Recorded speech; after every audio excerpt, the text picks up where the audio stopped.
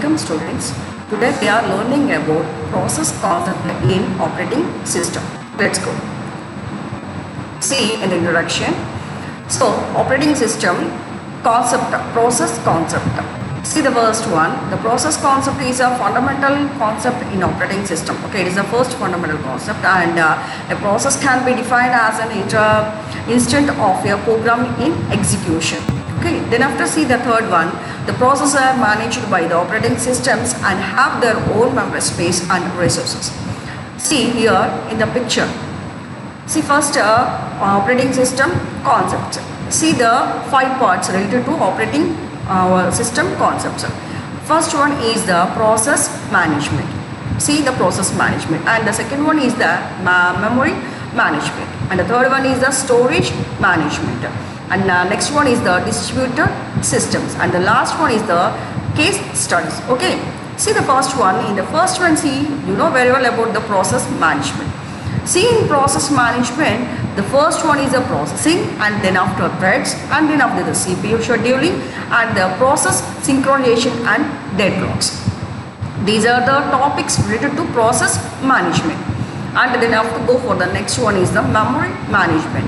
You know well about what is memory. You will learn it in the last classes. Now see in this, the operating system's memory management, at the first one is the main memory, and then one is the core memory. Okay, then after go for the next one, storage management. In storage management, file system interfaces and file system implementation, and the next one, mass storage structure and input output systems. These are the storage management. The storing is like this way. Okay.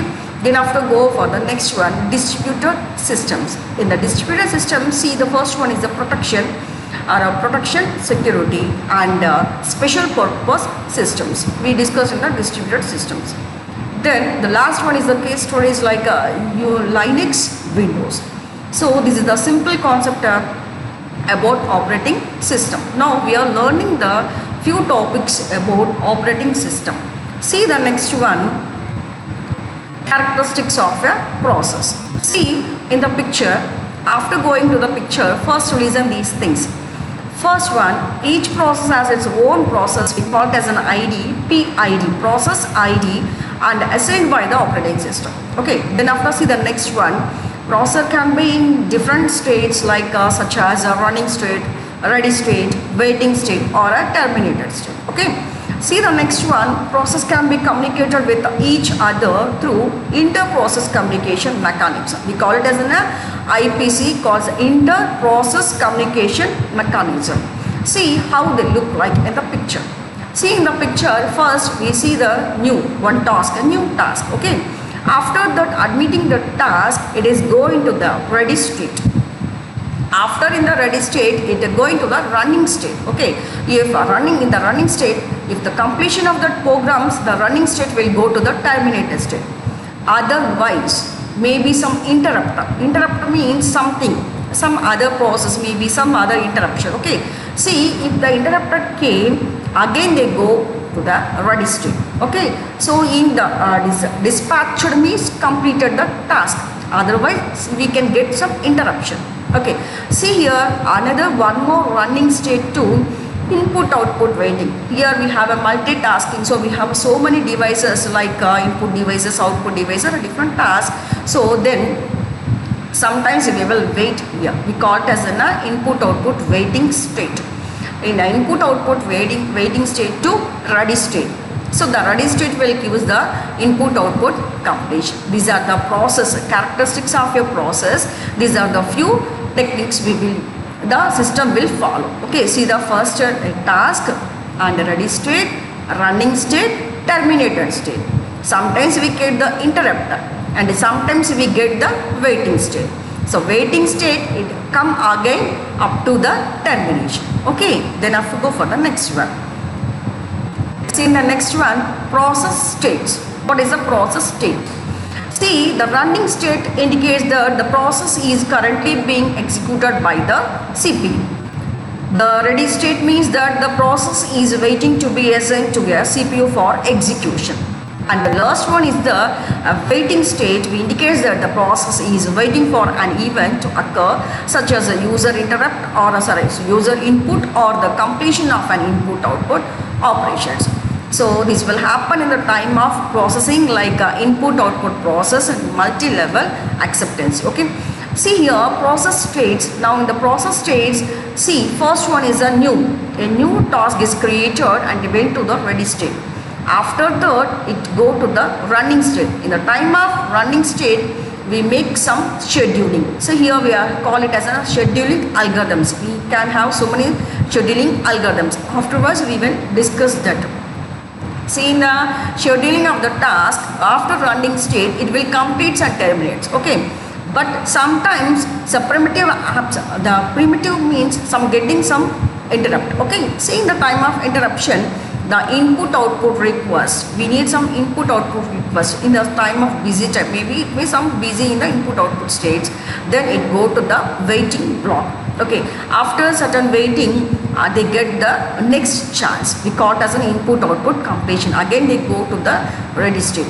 The task will complete. So the task will process up to the completion. So we call it as a processing state. Okay. Then after go for the next one. See, the next one is we call it as a process control block. We simply call it as a PCB, process control block. In process control block, each process is represented by a data structure called the process control block.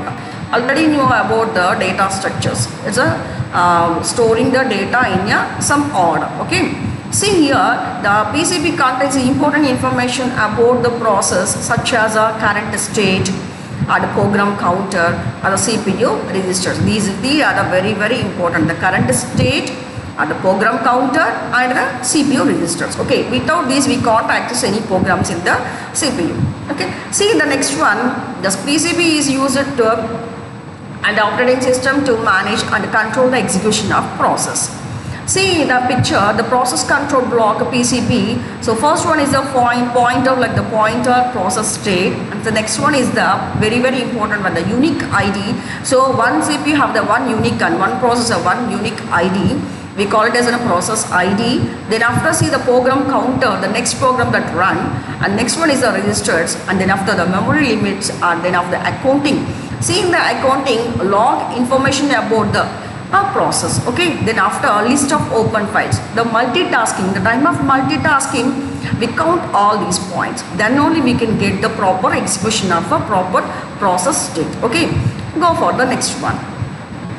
See in the process scheduling. Already I have said once what is process scheduling. We need a process scheduling for get the process properly or task properly to come up. Okay. See here, the process scheduling is the mechanism used by the operating system to determine which process should be executed next. Okay. See in different scheduling, when will it occur means the multitasking. Multitasking means so many tasks will perform at a time. Okay. That's why we need the process scheduling. Okay. See in the time, the different scheduling algorithms such as a round robin, maybe priority based or the shortest job first can be used. Okay. See, the goal of a process scheduling is to maximize CPU utilization and ensure fairness among the tasks. Okay. See, that means every task should be executed in time. Okay. See in the picture, it's a ready queue. So ready queue means a number of states will come. After that, it go to the CPU. Maybe the ready queue. In the ready queue, we will do some task like printing, like inputting something or browsing something. These are the different tasks. They are ready in the queue. Okay. Then after it go to the CPUs. After getting the CPU will process like in the input-output request. First input-output means input devices and output devices request first. Then after go for the time slice expect. Times lines here, why we need a times lines means here we have a different input devices and different output devices. Some like for example, take the printer. Everyone needs a printer. Okay, then it takes some time to require that. Okay, then after go for the child. Okay, then after go for the wait for an interrupter. Seeing that first, after getting the CPU, it goes to the input output request. Third state. Then after go to the input output queue. Why we need input output queue means otherwise we can't access the task in proper way. After the input output requirements, the getting some task, and after it is done, go to the next level called.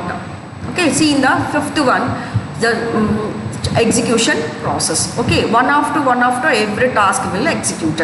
After that, maybe in sometimes we get some interrupts.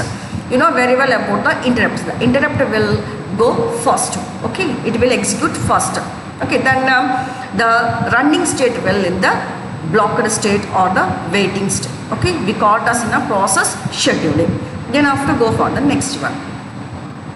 See, process creation and termination. How we are creating the process, how they will be terminated. Okay. See here, the process can be created by the operating system or by the process through the fork system call. See, when a process is terminated, its resources are freed up and returned to the operating system. Okay. Then after, see, the process termination can occur voluntarily. Example, when the process completes its execution, or the voluntarily example due to an error or a signal. See how they will be occur.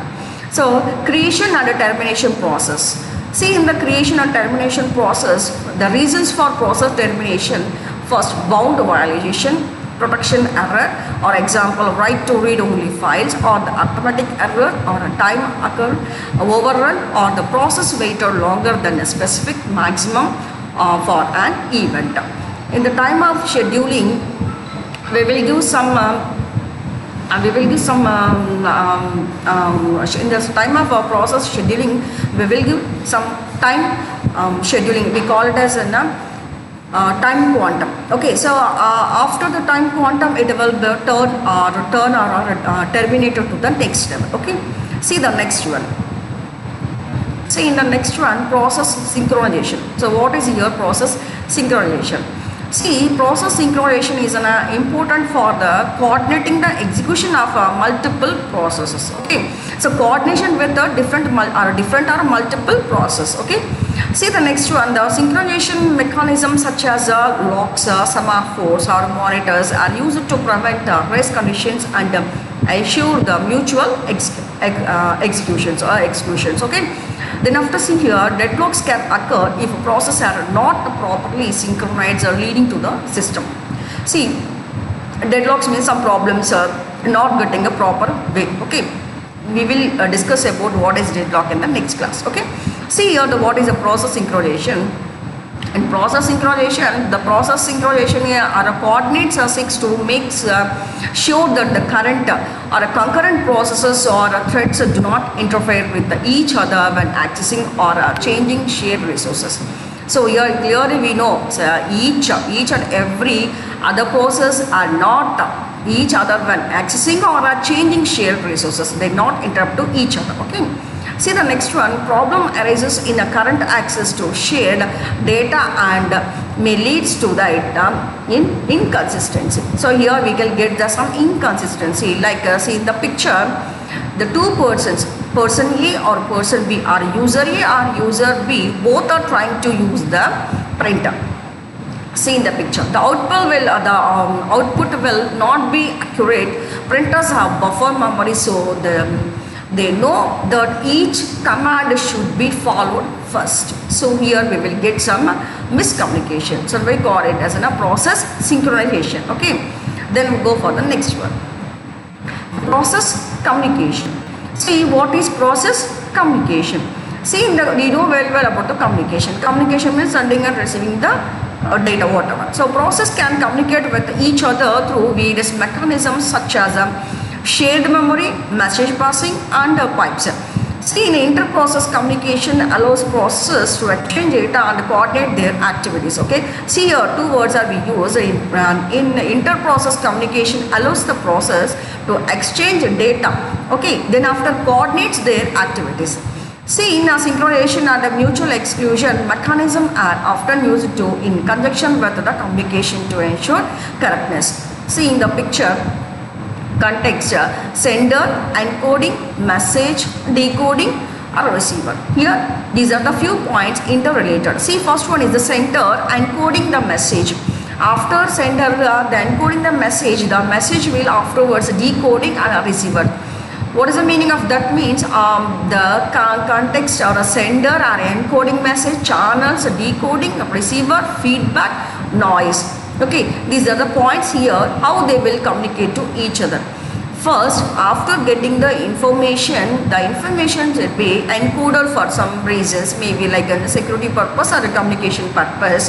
After the encoding message will pass on through the channels. Okay, the message will pass on through the channels. After passing, they will get the receiver. Before getting the receiver, they will decoding. Decoding means here in the sender encoder, again we will decode it, and the receiver will get the exact information. Maybe we get some noises. Noise means some interrupts, some data interrupts. Okay, see, afterwards we will get the feedback. This communication will continues the process communication, like the process communication or the inter-process communication. Okay, then after go for the next one, process coordinations. So see, what is the meaning of coordination? So how the process will coordinate. See, the process coordination involves managing the execution of multiple processes to achieve a desired outcome. Okay, so here the coordinated mechanisms such as barriers or condition variables or monitors are used to synchronize the execution of processes. Like the proper process coordination is critical for the parallel and distributed computing systems. So mostly we use a parallel or a distributed systems. See in the picture, the MEP coordination process, like a coordination issues, maybe coordination report or the process solutions or the update models based on solutions or coordination model and clash detection. See in these fully coordinated model. So here we can see the architectural model, structural model, mechanical model and a mechanical pipe model or a plumbing model or electrical model and pipe protection model. These are the process coordinators. See how they will be coordinate means after coordination model we go to the clash detection. After coordination issues, yes, if the coordination issue is there, then coordinator report will identify the purpose solutions and after that updates the problems and again send it to the coordination model. So if maybe coordination is not there, so it goes to the next see the next option, no option. Okay, it takes the no option and a fully coordinated model, it completes the task. Okay, see the next one then. Conclusion. See in the conclusion, see this is the process concept. So in the process concept is essential for the understanding the behavior and management of programs in operating systems. Okay, see the process essential for the understanding the behavior and management of programs in operating systems. Then only it will be coordinates. Okay. See the process have their own memory space and resources and states. Okay, they need memory space and resources and then we will get to the states level. Okay, see then a process scheduling or a creation, termination, synchronization and communication are the key aspects of process management. See in the picture operating system, see the first one is the disk drive, mouse, printer, keyboard, monitor, applications. These are different different input, maybe input devices, output devices or applications. These are coordinates with each. See the arrow marks. Disk drives will coordinates with operating system and self. This is arrow mark and the application also coordinates with. See the arrow marker. Okay, both arrows. And see the monitor, it will only receive the data. Okay, the operating system will only sends the data to the monitor. Okay, see the next one is the keyboard.